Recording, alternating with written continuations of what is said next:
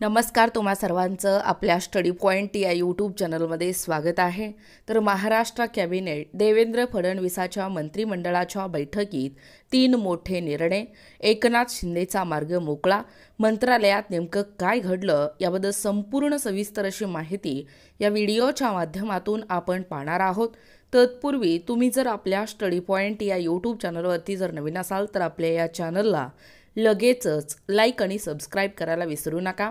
चला तर मग वेळ वाया न घालवता या देवेंद्र फडणवीसाच्या मंत्रिमंडळाच्या बैठकीत 3 मोठे निर्णय काय आहेत व मंत्रालयात नेमकं काय घडलं ते या ठिकाणी आपण जाणून घेऊया। बघा, या ठिकाणी तुम्ही टायटल पाहू शकता। टायटल काय आहे बघा, महाराष्ट्र कॅबिनेट देवेंद्र फडणवीसाच्या मंत्रिमंडळाच्या बैठकीत 3 मोठे निर्णय, एकनाथ शिंदेचा मार्ग मोकळा, मंत्रालयात नेमकं काय घडलं। बघा, एकूणच अपडेट काय आहे। महाराष्ट्र कॅबिनेट मुंबई राज्याचे मुख्यमंत्री देवेंद्र फडणवीस यांच्या अध्यक्षतेखाली आज म्हणजे दिनांक 11 फेब्रुवारी रोजी मुंबईत मंत्रिमंडळाची बैठक झाली। या बैठकीत 3 महत्त्वाचे निर्णय घेण्यात आले आहेत।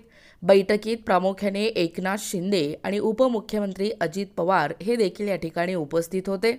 बघा, मंत्रिमंडळ 3 संक्षिप्त निर्णय घेण्यात आलेला आहे।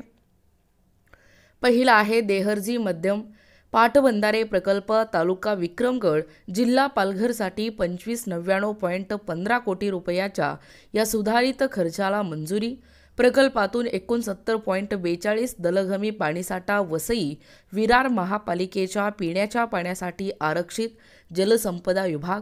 दुसरा आहे जनाई शिरसाई उपसा सिंचन योजना, तालुका दौंड, बारामती आणि पुरंदर, जिल्हा पुणे योजनेच्या कालव्यांना बंदिस्त नलिका वितरण प्रणालीत रूपांतरण करण्याच्या या कामासाठी विस्तार व सुधारणा अंतर्गत 438.48 कोटी रुपयांना प्रशासकीय मान्यता।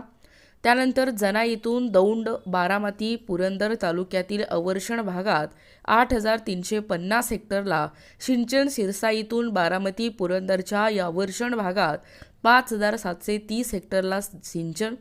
हे झालं जलसंपदा विभाग। तिसरा आहे आपत्ती व्यवस्थापन प्राधिकरण नियमात 2019 मध्ये दुरुस्ती, मदत व पुनर्वसन विभाग।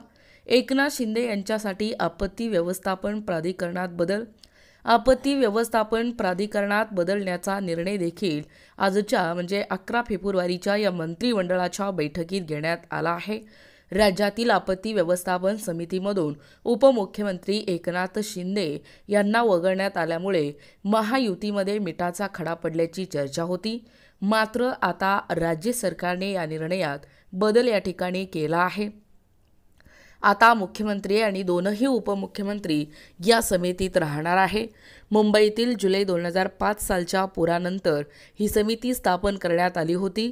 आपत्कालीन परिस्थिती ही समिती मुख्यमंत्र्यांच्या नेतृत्वाखाली संबंधित यंत्रणांशी समन्वय साधण्याचे काम करते।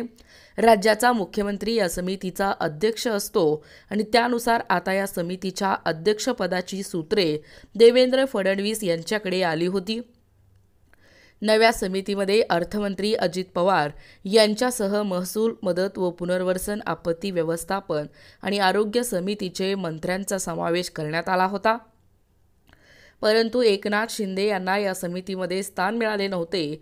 यावरून राजकीय वर्तुळात चर्चांना उधाण आले होते। या कारणावरून महायुतीत वितुष्ट निर्माण होऊ शकते अशी चर्चा या ठिकाणी होती।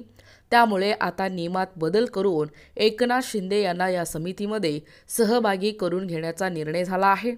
बघा, एकूणच अशा पद्धतीने या ठिकाणी आत्ताच पाहिल्याप्रमाणे या देवेंद्र फडणवीसाच्या मंत्रिमंडळाच्या बैठकीत 3 मोठे निर्णय काय घेण्यात आलेला आहे व मंत्रालयात नेमकं काय घडलेलं आहे आणि एकनाथ शिंदेचा मार्ग या ठिकाणी मोकळा झालेला आहे याबद्दल संपूर्ण सविस्तर अशी माहिती या व्हिडिओच्या माध्यमातून आपण पाहण्याचा व कव्हर करण्याचा प्रयत्न केलेला आहोत।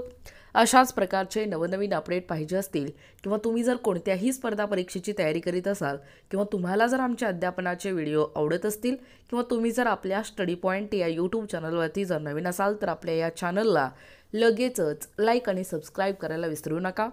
भेटूया अशाच पुढच्या नवीन व्हिडिओमध्ये। तोपर्यंत धन्यवाद।